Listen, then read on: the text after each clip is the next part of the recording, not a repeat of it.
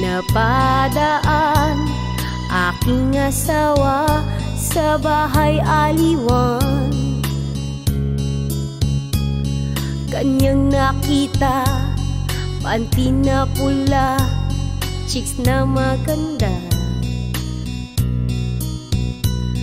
Ang pera ang pangitriga sa akin ni Mister, mukhang madisgrasya.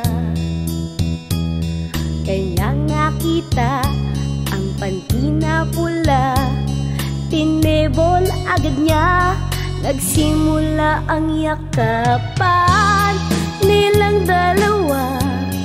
Biglang nasarapan, tumirik ang mata, sa isang iglap lang naubos ang pera.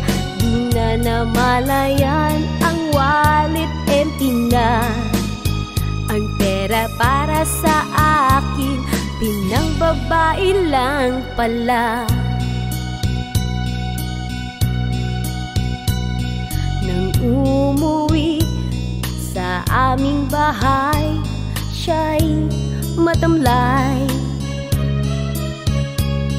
Siya'y nagsisi, ubos ang money, sa'kin nagsorry. Siya daw ay nold up ng 3 lalaki doon sa may palengke. Pero ako ay di niya maloko, kinarabi ko siya, basag-basag ang mukha niya.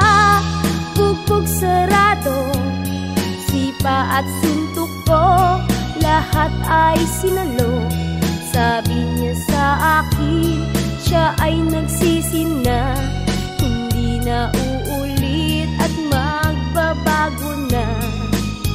Ang pera na para sa akin, pinang babae lang pala. Basag-basag ang mukha niya, bugbog sarado, sipa at suntok ko, lahat ay sinalo.